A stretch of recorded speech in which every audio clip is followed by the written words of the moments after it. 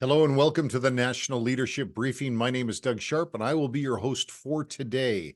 Well, it is Friday, April the 5th, 2024, and we have not seen each other or spoken to each other for 1 month. If you've been on the briefing every single month, you know that sometimes there's a short distance between briefings and sometimes it's a little longer. Well, we've had more than 30 days between briefings here, so we've got an awful lot to cover today. We're going to jump right into it. Let's get to the agenda. I'm going to do my very best to make every single minute of this 1 hour that you're going to spend with me valuable to you by providing you resources. We're talking today about only the things that you need to know. What are we going to be covering? Well, first things first, let's take a look at the amount of information we're going to cover here on the briefing. The best way is that if you're watching this briefing on social media or one of the platforms where we post it, you're not receiving the post-briefing notes. You need to go to the website, our website, and register to receive the notes that follow every briefing. So first things first, make sure you go to nlbcanada.com. That's nlbcanada.com, and you will see a registration link there for future briefings. Once you enter your email address into that registration link, you will receive not only the links to every briefing once a month, but also after the briefing, all of the valuable resources that we talk about and discuss during the briefing. Now, you'll see how much or how many of them you're going to be receiving after this briefing today, because we are covering a lot, as I say. Well, let's get into the agenda here today. First of all, the overriding theme today is only things you need to know. So that is, if it's not something you need to know, we're not going to be talking about it on the briefing here today. All right, let's take a look at the agenda. First of all, we're going to be talking about the discipling of men. We're bringing on Neil Campbell from the Family Dream Institute and the Mighty Man Network to speak with us about some very interesting information that he's discovered through his doctoral thesis program and his recent research. We want to share that with you today and some of the great things that he is working on that can help you in your own life disciple men or be a discipled man in your own life. The second thing we're going to be talking about today is equipping the church in a way that sometimes isn't really considered to be as obvious. We're talking about equipping the church to deal with confrontation that could get physical. That's kind of an interesting conversation. We'll be talking to Robbie Cressman during that segment. And then we're going to go to a fiscal reality check for families and parents of school-age children. We're going to talk with Fanco Terrazzano of the Canadian Taxpayers Federation, because Franco's going to bring the reality check that we need of exactly where are we at financially as a nation, and what does that mean for us as parents of children and their future? How is that going to affect the children that are in our own lives? And then finally, we're going to be talking about an upcoming Community Action Council event that's coming up on April the 11th. I'm actually going to bring the speakers that are going to be doing the event on April the 11th on to just share a little bit of information, bit of a teaser as to what they're going to be sharing on that special event.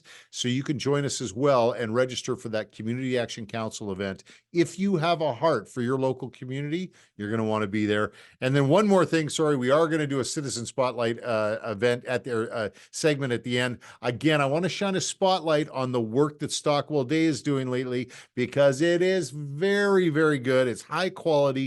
It's what you need to know about Israel. And so I'm going to shine a spotlight on that project one more time. Okay, we're going to take a quick break. We're going to come right back and start with Dr. Neil Campbell of the Family Dream Institute and the Mighty Man Network. Bye for now.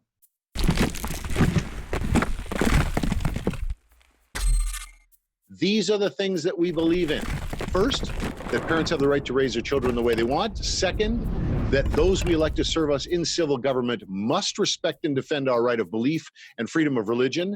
Number three, that the laws and policies of civil government must provide for the safety and security of the citizens, especially the vulnerable among us.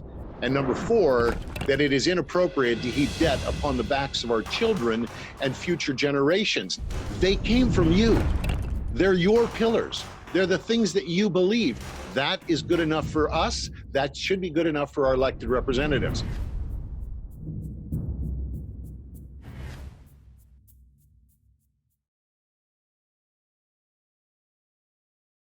Okay, well, those are the things that we rally around here on the National Leadership Briefing. So if you believe in the authority of parents to raise their kids the way they want, if you believe in right of belief and freedom of religion, and that the vulnerable should be protected in your community by the laws and policies of government, and if you believe that fiscal responsibility and removing that burden of debt off the backs of our children are important, you're in the right place. So congratulations for making that quality decision to be here today. Well, I'm going to reinforce that in your mind, that quality decision for you now by introducing you to Dr. Neil Campbell of the Family Dream Institute. And he's going to talk to us about men and discipling men in your community and in your church.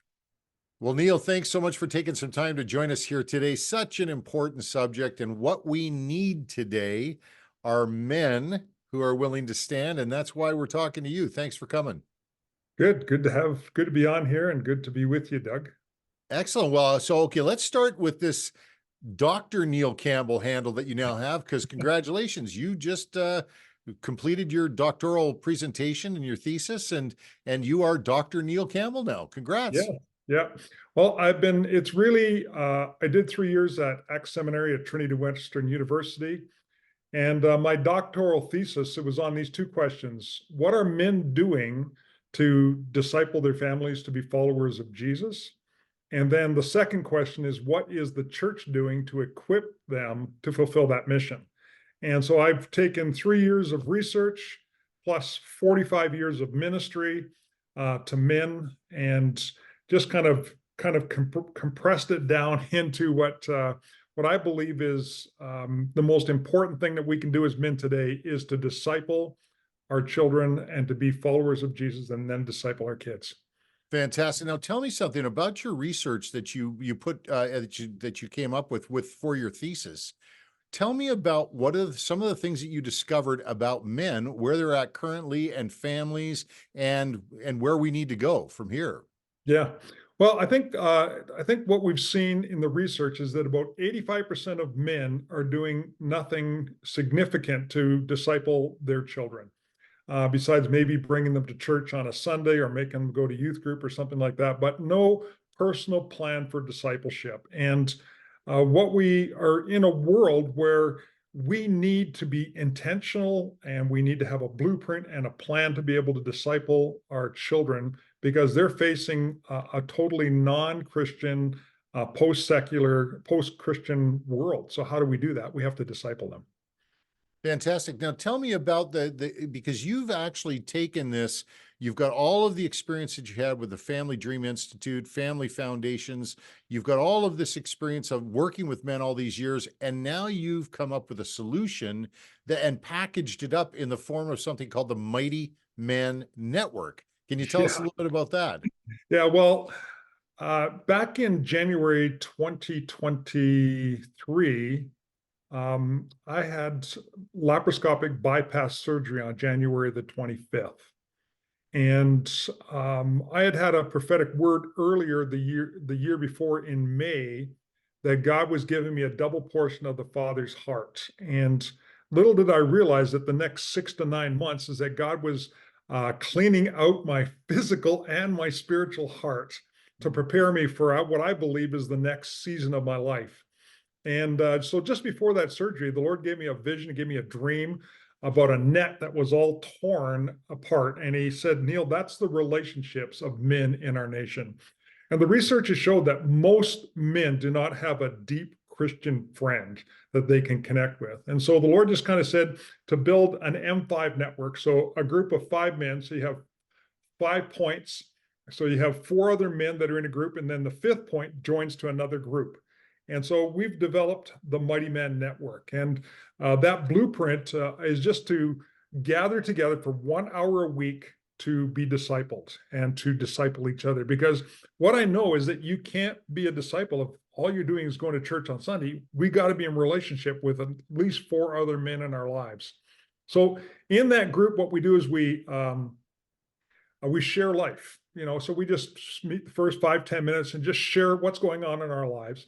Then we get down to the heart issues. What is really going on in your life? Like, my wife is struggling with cancer, or this is happening. I'm, struggling here. So you get to the heart level, and then you want to share in the word. And what we encourage every one of the M5 guys in an M5 group is to be on their Bible app on their phone and reading daily the passages of scripture, and then just making a note of what we say would be the just an easy program of just writing it down, like the SOAP principle is what we call it. So scripture, observation, application, prayer. And just taking maybe 5 minutes to write that down. So this is the scripture that spoke to me. Here's what I observed about it. Here's how I'm applying it to my life, and here's how I'm praying. So that if you're in my small group and you're struggling, I'm going to give you a word for the day. What has God been speaking? Because the word is what has the answers, not me, not my experience. It's what does God's word say? And then we do warfare prayer together. So that is an M5 group. That's where it starts at that level. Oh, that's so fantastic because, and full disclosure, I am an active member of the Mighty Man Network. I have been there right there. As soon as I heard it was coming around, I knew I wanted to be a part of it. So full disclosure, just for everybody, I'm a Mighty Man. So you are a Mighty Man. Now I'm not a doctor yet though, because I haven't got my thesis done like you did. Right. But anyway, so this is interesting. Now you've got these men that they're coming together. They're in these M5 groups. They're part of a network. But you also you kind of take it one step further. And I've been to one of these, again, full disclosure. Tell me about the Mighty Man Camp. Not only is it a lot of fun, but it's a time of work and effort for men, but so rewarding. Tell us a little bit about the Mighty Man Camps. Yeah, so for the past 25 years, I've been doing father-son rite of passages all over North America and around the world. But again, as I got that download from the Lord, he said, you need to reach more men. And so what we did is we developed the Mighty Man Camp. And the Mighty Man Camp, we gather together on the Friday night. And instead of doing it at a camping situation, we go to a retreat center or to a Bible college or someplace where we can have that opportunity to build relationships with one another. And then as we kind of move out, we start on that first night, we do some sort of a wide game. The one we do a lot of times is the Mighty Manhunt. So we'll get a father and a son to be the manhunters, and we'll give them these giant frisbees, and they got to go catch all the other men, and they run around and just burn off a lot of energy because guys like to do stuff. And then we talk about what it means to have a relationship with a father. And we'll show a little video clip of Show Me the Father, which is a movie clip done by the Kendricks brothers. And we just kind of show what a father's relationship is and begin to start to talk about the father. Because really, as men, we need to encounter the heart of the father so that we can become the fathers that God calls us to be. And then we launch out and go from there. And then on the Saturday morning, we talk about what it means to be a mighty man and how to have a band of brothers. And that's been the missing element in our ministry for the last 25 years, was because I was sending them back to the churches. But what I found is that most churches don't have a blueprint or a plan to disciple men. And that's where the M5 groups come in. Right. And so we kind of talk about, if you're going to be a mighty man, you need to be with a band of brothers. You need to have that connection. And so we've designed that whole weekend to just really bond men together with their sons, with other men, and just kind of build that kind of relationship. And sort of the highlight of the weekend is we do a father-son rite of passage where we blindfold the boys, and they have to put their hands on their dad's shoulders. And we walk through the bush, and I have different men talk about a man and his word, a man and how he should treat a woman, a man and his work. What's God calling you to do with your life? And a man in his walk with God. And again, at each one of those stages, the dads bless the sons and launch them. And then we call them into manhood. So if there's other men that maybe they don't have sons at the event, they're sitting around the fire and they're dealing with some of their stuff and they're having a great time around that fire. And then we call each of the young boys into manhood. And then we have a celebration and fireworks and just a real blast of a time. So that's kind of what a Mighty Man Camp is. It's adventure, it's fun, but most of all, it's where I say dads become fathers and boys become men, and we become mighty men of God. Wow, that's so powerful. That's so and so many great memories. out of the camp that I attended, and look forward to the next one. So look to the post-briefing notes today. We're going to provide you with not only additional information about the Mighty Man Network that Dr. Neil Campbell is going to share with us, but Neil, you've also agreed to share a copy of your doctoral presentation, of your thesis with us as well. Yeah, that's right. And really, it's not going to be boring. It's kind of gives you some of the stats, kind of gives you some of the problems, what's happening, and then it has the solution. And so that we can walk together to really help equip men to disciple the next generation. Wouldn't it be great, instead of seeing 85% of our kids not serving the Lord, we'd see 85% serving the Lord. And I think that that's the job of Mighty Man Network, is teach dads to teach, train, and bless their kids. And if we can do that every week for 52 weeks of the year, for 18 years of their life, we're going to see a generation that rises up and is going to change and transform our nation. Come on. That's right. That's Come on. true. That's absolutely true. Well, thanks, Neil. Appreciate your time today. Look forward to seeing you again, brother. Sounds good, Doug. Take care. Well, this is a place where I want to remind you again that if you are not receiving the post-briefing notes, you're going to wish you were, because at the end of this briefing today, you will be receiving, if you're registered with the National Leadership Briefing, you will be receiving not only Dr. Neil Campbell's information about the Family Dream Institute and the Mighty Man Network, but also Dr. Campbell's thesis, the doctoral presentation that he made just recently, that is just chock full of statistics and information for you to use and share with the men in your church family. So that's valuable information in the post notes today. You're definitely going to want to check for it. Now let's move along here to the next segment here I want to share with you is with Robbie Cressman. Now this is a man with very specific skills, and he has been sharing them with the church lately. So let's introduce you to Robbie, and I want you to hear what he has to say about the possibility of getting physical. Anyway, so here he is right now. Welcome, Robbie. Well, thank you so much, Robbie, for taking the time to join us here today. I'm excited about this segment. You and I go back a ways, and we spend lots of time together, but sharing you with the people I know, now that's fun. Good to see you, buddy. Good to see you, man. Pleasure to be here. Excellent. Well, now what had happened is, and I talked a little bit about this prior to us connecting here online, was what's happened is that I've known you for a long time. I know your special skills. I know what you bring to the table, and the idea that you are now out there sharing your gifts and talents with church members is exciting. So we're going to get to that in a second, because I want to talk about what you've been doing lately with the church. However, let's start with an introduction, Robbie. Tell the folks who are on today a little bit about who you are and where you come from and where God has called you to be. It's great. It's a great thing to share, and I'm so excited to hear from you. Just go ahead, take it away. Awesome. Pleasure to be here, and I'm a big fan of Doug Sharp, so good to spend some time with you. So yeah, I love the Lord. I'm a born-again Christian. I love the Lord Jesus with all my heart. I have saved in 1977.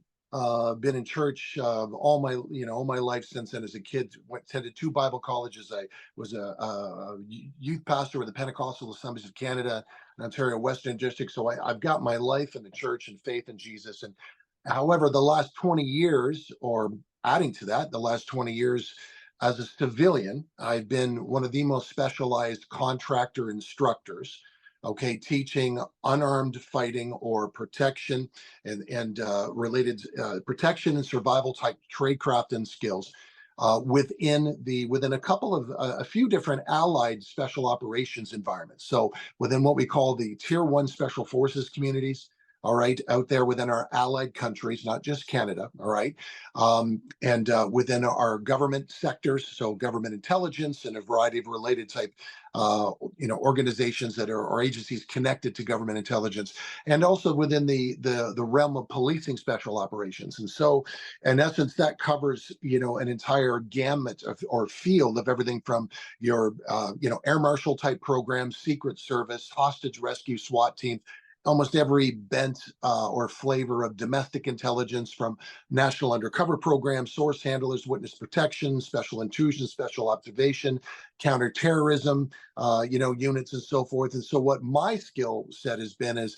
God gave me a very unique ability to kind of problem solve and uniquely design methods of teaching folks in an extremely short period of time how to use their hands within maximum high stress environments, how to integrate that with any weapon system that these profiles may use, how to integrate that with any physical environment or special operations profile. So what I mean by that, to be simple, is if you have a special forces assaulter jumping out of an aircraft to hit a freighter and to take down bad guys in a compound with weapon systems up, what that professional needs with their hands and how to make things work is very different than an undercover operator who's Right. in jeans and a t-shirt, in a hotel room, as a Secret Service guy in suits, Ray-Bans, and wires. So that's been my sphere, and I've been doing that, and outside of even the 5, 7, and 9 eyes, our allied countries out there. I've been working in places extensively like Colombia, but it was in the Ukraine, was in a variety of different places, Europe and Africa.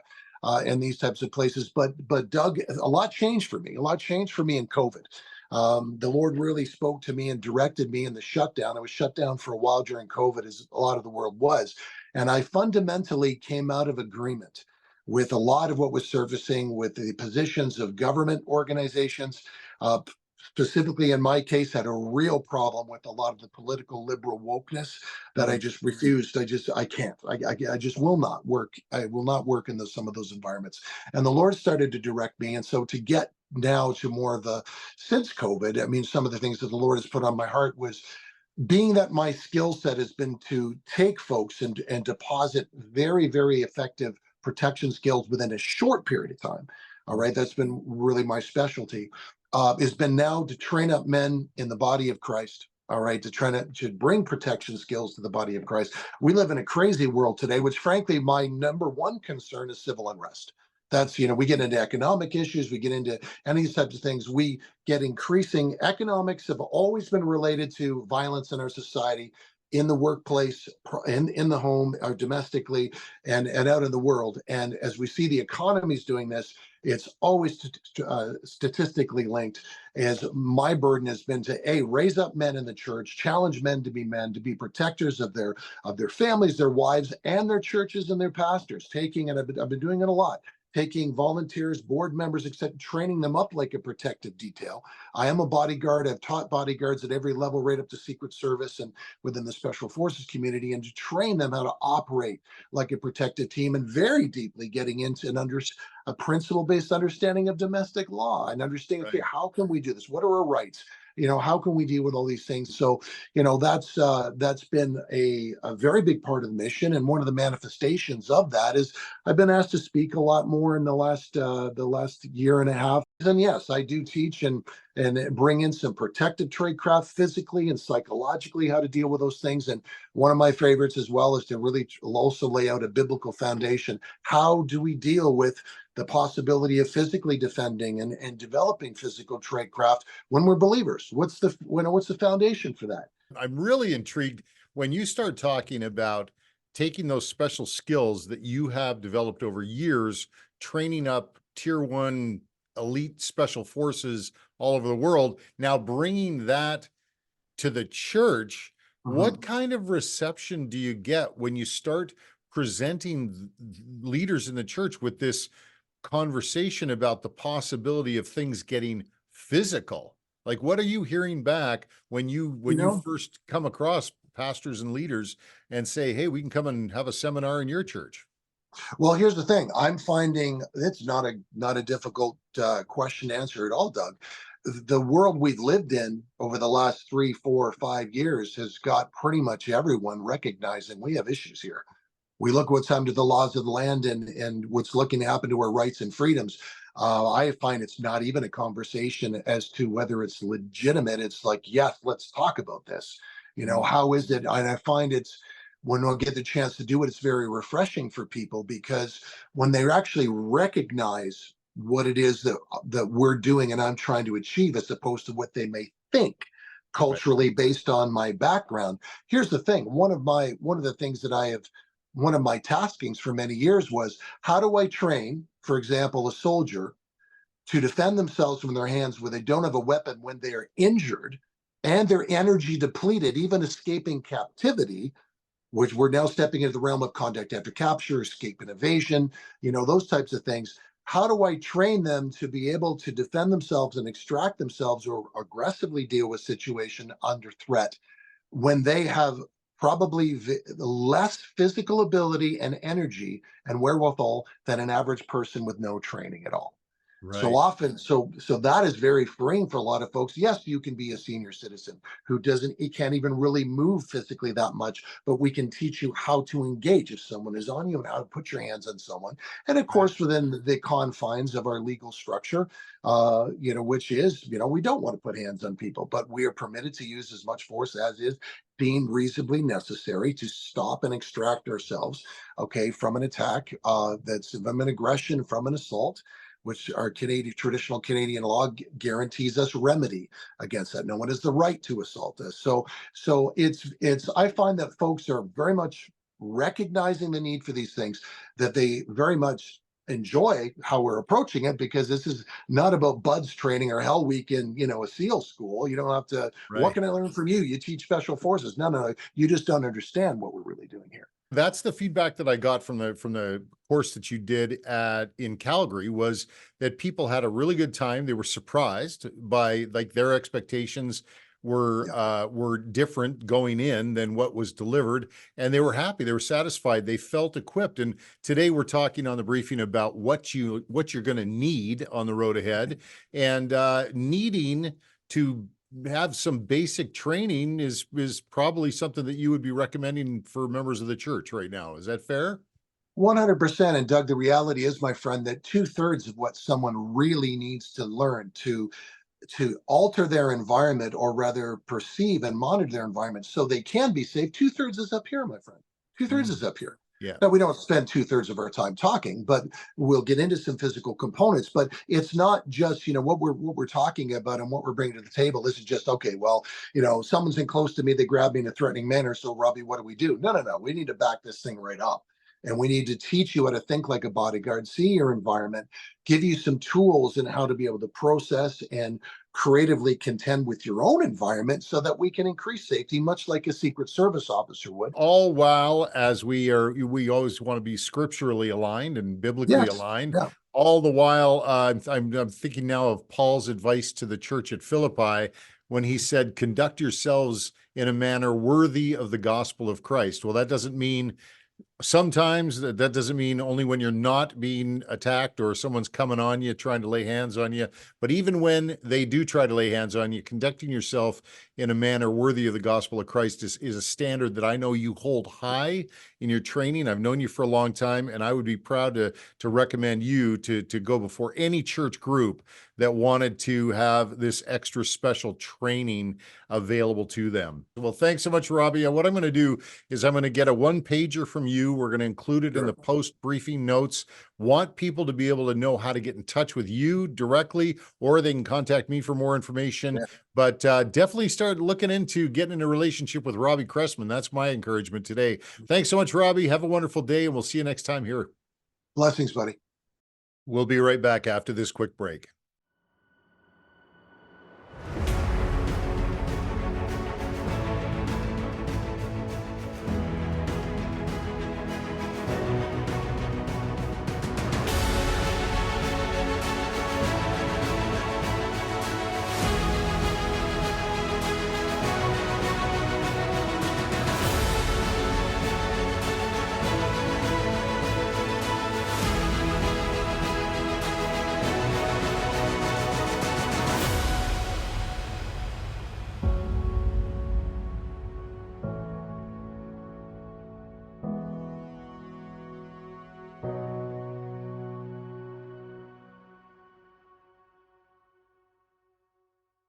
All right, now our next segment, we're going to be moving into really how it is that we identify good information when it comes to the current financial well-being of our nation.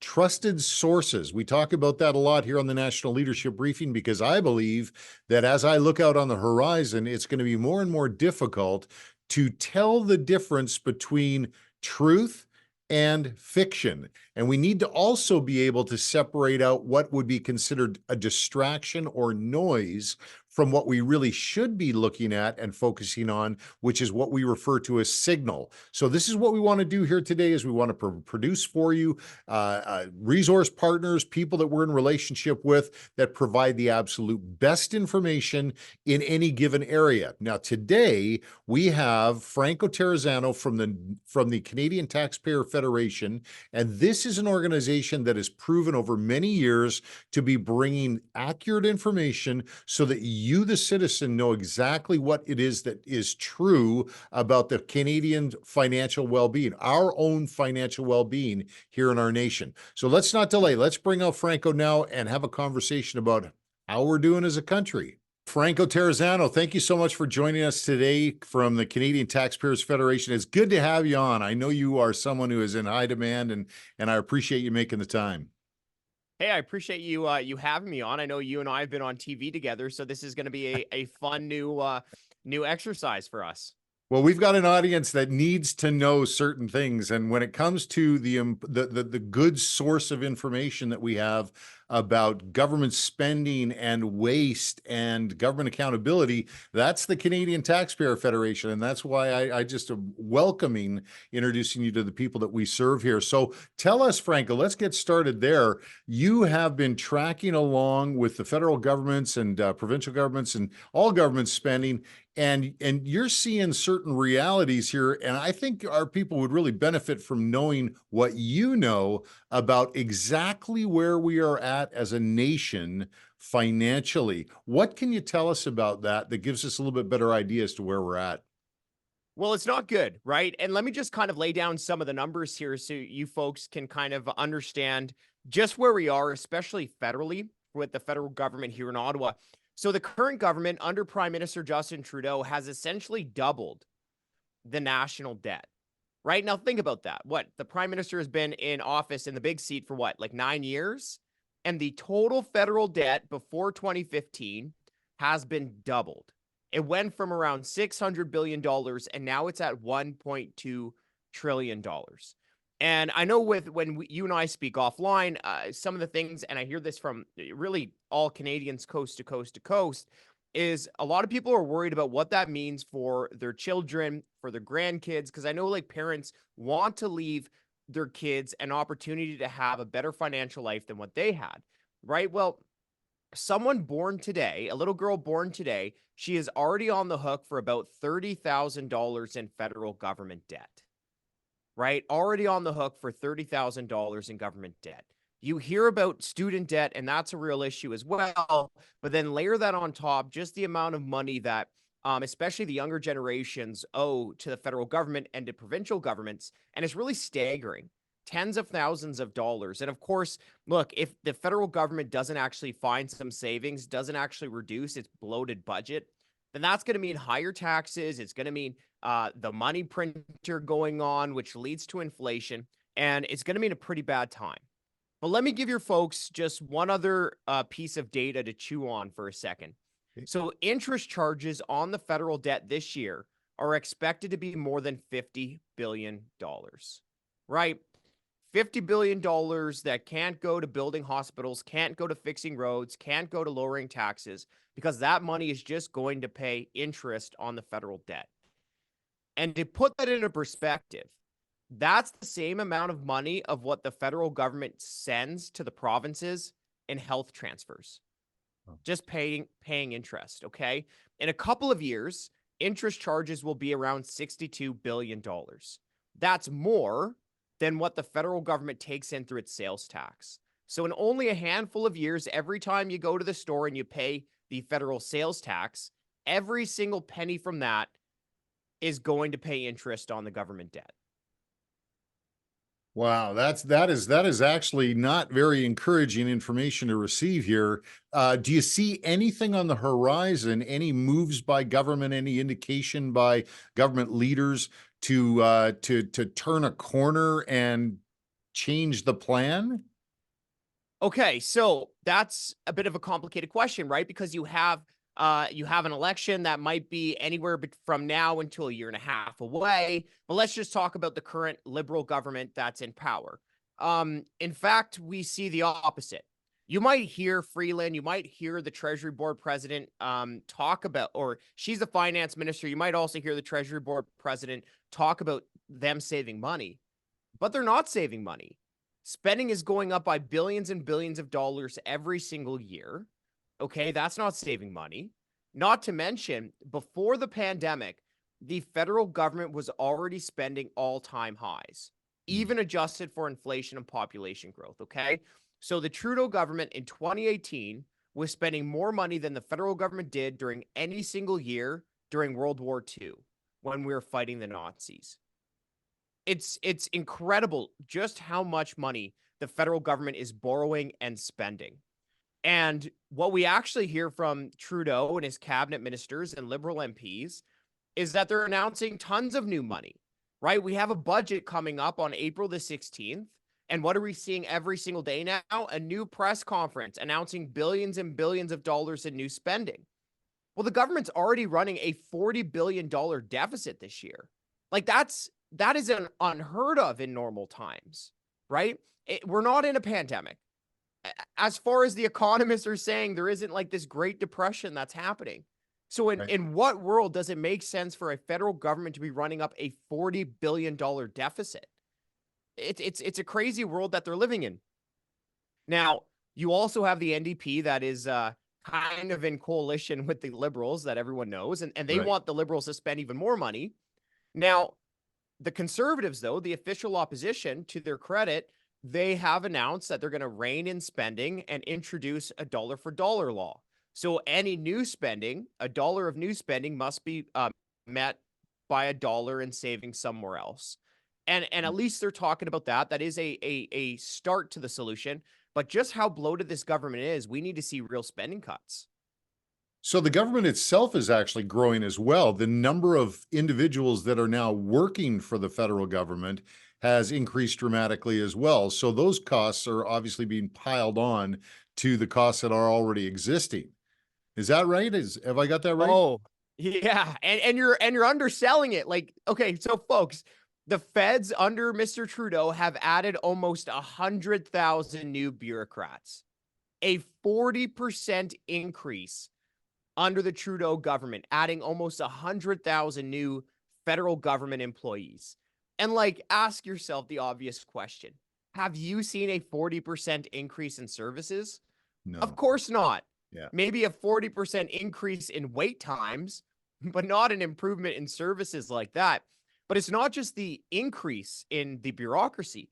Then you have the fact that they've handed out like $1 billion in bonuses over that time, when federal government departments can't even meet half of their own performance objectives. 90% of government executives are getting a bonus every year. And let me tell you something. If I go to my boss and I say, hey, didn't even meet half of my own performance targets, I'm not getting a bonus. I'm getting shown the door. Right. Okay. On top of the bonuses, they've also handed out 800,000 pay raises during the 3 pandemic years when so many taxpayers lost their job, took pay cuts, lost their business. Okay. And when you add up all of these different types of costs for the bureaucracy now accounts for more than half of the government's day-to-day spending. So if the government really wants to get serious about tackling this debt problem that we have, it has to take some air out of the ballooning bureaucracy. Right. Right. Good advice. And if you're a parent or a citizen and you're hearing this information, you've got a family, you're really concerned about their future, what is the best course of action beyond, of course, connecting with the Canadian Taxpayers Federation, making sure that you've got good information? But what do you recommend when you talk to people in the street and say, are you frustrated? This is what you need to do. What are you telling people to do? Oh, well, you have to stay engaged and get involved. Now, one thing that I hear from some people, just because I understand these are really tough times and I understand that it feels like the government in Ottawa isn't listening to you, but one strategy of the other side is to try to force you into the state of thinking, oh, well, things can never change. And the reason they try to do that is so that you stop staying engaged. That is how they win. How you win is you say, no, I do have power. And that power comes through me staying engaged and holding people accountable.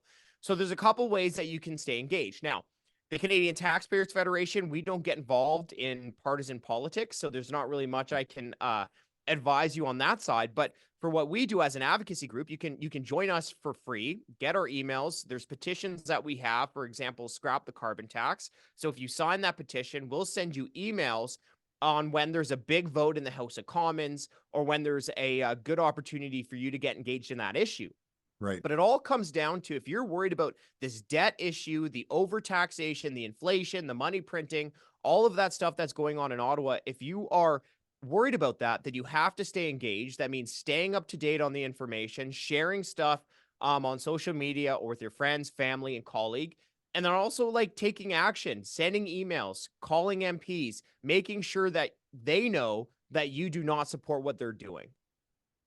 Fantastic. No, that's good counsel. What I'm going to do is in the post briefing notes today, we'll make sure that that contact link is placed in there where people can sign up for the newsletter, receive your updates, receive the petitions. And you know what? I'm going to make it real clear that there's also a donate button on your website, and make sure that people, if they can find that button, I'm going to make it pretty obvious for them that they can support your organization as well, because you guys do great work. And I'm really happy that you're on the wall here in Canada, shining a bright light on the things the government are doing right now.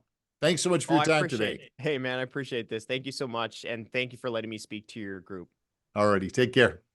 Definitely a trusted source, one that you want to be in touch with on a regular basis in the future. Any updates that come from the Canadian Taxpayer Federation are valuable and worthy of your attention. That's what I found anyway, being on their mailing list. It's always good information. It's always timely, and they don't bombard you with all sorts of other things you don't need to know.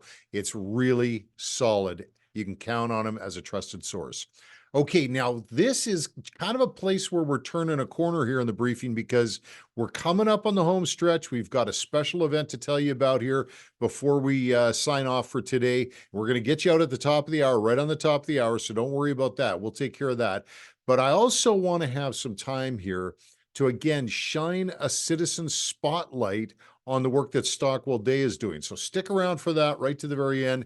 And in the meantime here, let's talk about an upcoming event that we've got planned yet again, another Community Action Council Transformer Zoom call. Now, for those of you who are familiar with these Transformer Zoom calls, there are a group of people across North America that are coming together because they have a heart for their community, because they want to be living local. They want to actually be in the community from their churches, interacting and engaging with marketplace leaders and municipal government leaders and other churches in the community to meet the needs of the community. So we're out there working with these people that want to advance these tools and advance help to pastors and church leaders on getting their community action councils started or their city movements moving. And we have been hosting events along with, there's a whole group of people working together to bring these events together, but we've been hosting the events every 2 months for the last year and a half. Well, we've got another event coming up on Thursday, April the 11th. So definitely want to make sure that you have a heads up on this. Again, if you have a heart for your community, and you want to live local as a church family, then these are great events to do that. And I'm going to introduce the segment to you today and tell you a little bit more about the event that's coming up by introducing you to the 2 speakers that are going to be joining us for that event. So we have Steve and Patti Buss from Eugene, Oregon, who have a very successful community action plan. They are engaged at the community level, and they've got some things to impart to us during this upcoming event. But let's hear what they have to say. Let's see if they can tease you to join us for the event and register for that event on Thursday, April the 11th. Well, thank you so much, Steve and Patti Buss, for coming on today and giving us an opportunity to meet you and to hear a little bit about what's going to be coming up here on that special date. The next Transformer Zoom call is coming up. But before we get into the call and the event itself, I wanted to ask if you would, why don't we start with you, Steve? Tell us a little bit about One Hope Network. I'm really keen to share this information with people that we serve here. Why don't we start there? Okay, well, We are here in Eugene, Oregon, and our community is about 300,000 people.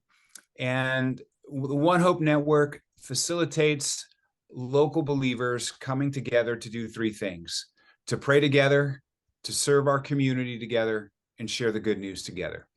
And so we're a network that has almost 100 churches and ministries just from our local community. In a year's time, we're working together in some capacity. And so those three objectives, praying together, serving together, sharing the good news together, are how we express our unity in Christ. So like many of these kinds of movements, we are founded directly on John 17 and John 13. John 17, Jesus praying that his church would be one as the Father and Son are one, so the world would believe. John 13:34, Jesus gives us one new command, that we would love one another the way he loves us. And so how can we, as starting with church leaders, how can we deliberately love one another and then walk in unity? In both cases, when we love one another, the world knows we're disciples. When we're in unity, then the world believes with us. And so that is our mandate. That is our biblical foundation from which we stand on. And then we've got those three objectives. So we have a handful of initiatives where churches and God's people are coming together to pray. We have a handful of initiatives where we've seen the Lord move to bring us together to collaborate in consistent service to the community, and then also to share the good news together. And so we've been operating in this way since about 2010. And we are just delighted to live in a community with so much potential and so many wonderful people, along with the stubborn facts, the difficult things that happen in our community as well. So that's just a little quick overview of what the overall picture of what One Hope Network is. Patti, do you want to add anything to that? I think you got most of it. Okay. Wonderful. Well, that explains why it is that you had such a great year last year. I was looking at your 2023 year in review, and you mobilized hundreds of thousands of dollars into the community. You served 12,000 some odd people. I mean, this is a massive endeavor here, and you were very successful in strengthening leaders, mobilizing volunteers. This is clearly something that's been very effective. I'm excited to hear about it, hear more about it, but we got to save some for the call itself. Yeah. Now, I know you're going to go into Sure. some detail on this Transformer Zoom call coming up on April the 11th, but maybe Patti, you could tell us a little bit about what some people might expect to receive when they join us for that special event on April the 11th.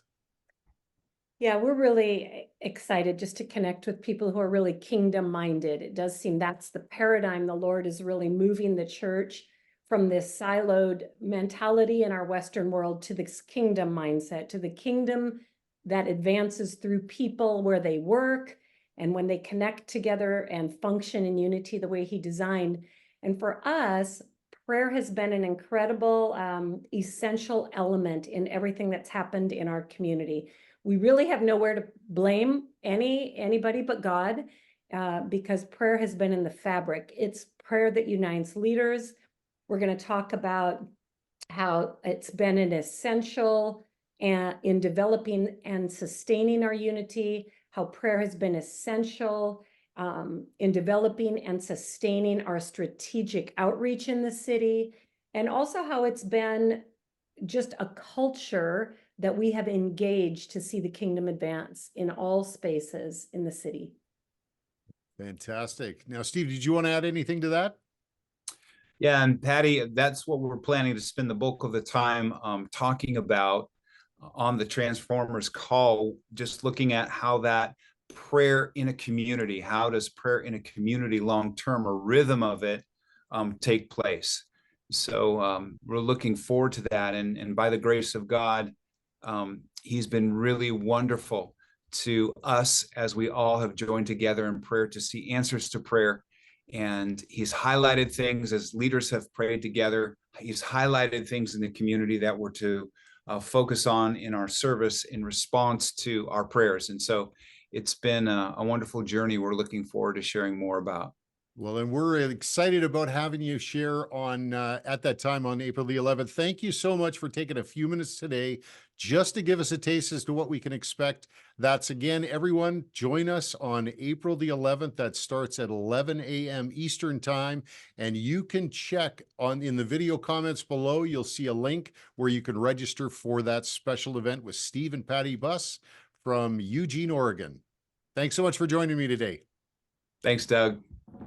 We're crying out for the church to be the church in the community. The ecclesia is a relational model that God has been calling forward. Being present is about showing up on a regular basis. So I'm convinced that God will birth a love in one's heart for the place He has put you in. And sometimes that requires a process. Sometimes we don't initially love the place where we are or where God is sending us, but we respond in obedience. And I believe there must be the restoration of the cry of God in the heart of us as leaders to cry out to God for our cities. And for those of you who have a heart for your local community, then I would encourage you to participate in what we call Transformer Calls, focused on your engagement and the love that you have for your communities.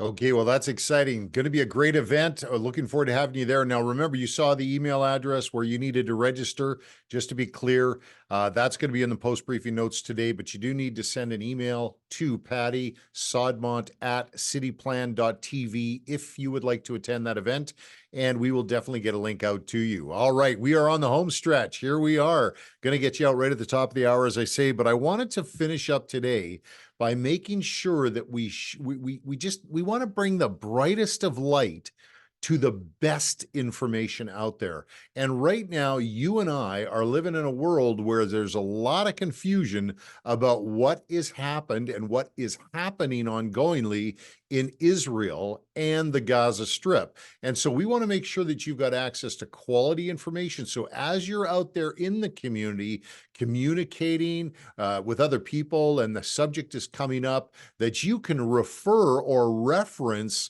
that quality information and share it with other people. Now, why do we do that? Why do we want to share quality information with other people? Well, if you'll remember, why we come together here on the National Leadership Briefing is to rally around the things that we believe in. We have those 4 pillars, and we rally around them, and we look for opportunities to advance these principles into society, culture, politics, and government. Now, the best way for you to do that is to build the influence that you have, the amount of influence you have locally in your own sphere of influence. How do you do that? By finding people who gather around the ideas and believe in the same things you do. Well, if you're going to be sharing information and having conversations about things that are happening in culture and society, want to make sure that you've got the very best information so that you can contend for the things that you believe in, and our ideas can compete and be on solid footing of truth as we do compete. Our ideas compete, that is. So this is why we want to make sure you've got this information at your fingertips. Well, now here we are. We have someone who, Stockwell Day, who has now gone over to Israel repeatedly over the years. I mean, he was over there as a member of our Canadian government at one point in time. He's been back many times and participating in groups. And he's now recently come back and is sharing information that he learned while touring the region following October 7th. Now, this is a widely misunderstood and widely misreported series of events. What happened on October the 7th in Israel, and the follow-up coverage has been weak and not really accurate. So now you're not getting it in the public, in the mainstream media. You're not getting good information. You're having to rely on other sources. Well, this is it. This is Stockwell Day's best foot forward on providing us with information under what he calls lessons learned by October 7th and what's happening in Israel. So he's got a YouTube channel that's set up. As a matter of fact, I'm going to take you to that right now. Let's have a look at the YouTube channel. I want to show you how to navigate. I'm going to put this information in the post-briefing notes, but let's take a look at what Stockwell Day has put together for us. Okay, here we are, YouTube. And now if you take a look at the YouTube address here, it's YouTube// @day2day show. So @day2day show/videos. That's what you're going to find. And there are 4 videos that he's posted here on this site right now. He started out and posted one that answers the question, is Israel apartheid? Because you do hear people using that argument out there. He also went on to do a video, what is Hamas, which is important to know, and understanding the context of who they are and what's happening over there. Israel's Right to Exist was the episode number 3 video. And now we've just had another video over the last week and a half that is that's kind of challenges you and says, what are you prepared to do? Now, this is great information for you to have. When you see these videos, you're going to see it's chock full of facts and real-time honest information about what's going on in Israel, and you're going to want to share it with other people. Let me explain why. Okay, I'm going to explain this quickly because we are almost out of time here, but as you may have heard, one of the first casualties of any war is the truth.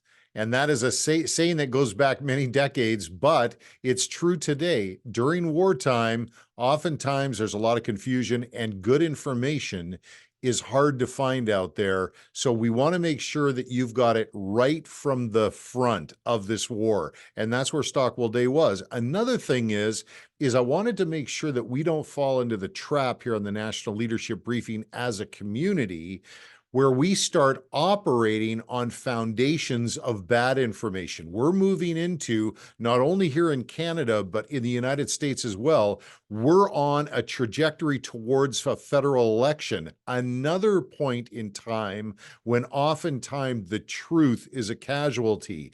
And if all of a sudden the issues and the war in Israel becomes an election issue in either of those elections, it's going to be discussed a lot more. And we want to make sure that we have a solid foundation of information to work off of, and that especially when we share it with other people, that we're sharing the truth. So this is a source. I'll put my name on it. Obviously, Stock's already got his on it. He doesn't need mine on it. He's got a great reputation, but I want to make sure you have access to this on the road ahead. Now, I'm also going to ask you, my last comment today before we sign off, is not only you get on those videos and watch them, but make sure you subscribe. Make sure you comment on the videos. Make sure you share the videos with other people. Make sure you're constantly working the algorithm that will get those videos out there. So you subscribing and getting 10 of your friends to subscribe to the channel and engage and like and share the videos, you're going to find that that is a fantastic way to raise the level of exposure to this truth that Stockwell Day is sharing. So please do that as some homework for you this week. All right, that's the time we have for today. I'll make sure that all of this great information that we covered today are in the post-briefing notes. But until next time, please know that I will be praying for you. I'll be praying for your family. And I will, of course, continue to pray for this great nation of Canada. Thanks for your time today. Bye for now. The bear has been poked. It's time to wake up from our slumber and stand together, united as one. One family, one body, one church. We will not walk past the vulnerable. Say nothing, do nothing, and turn a blind eye. We are citizens of a great nation. We are good Samaritans to our neighbors. You are not alone. We are the largest unified voice in Canada. So we stand united. This is our rally cry. We are Christ to our nation. This is our battle cry. He shall have dominion from sea to sea and from the river unto the ends of the earth. Righteousness will reign. Justice will prevail. We are united.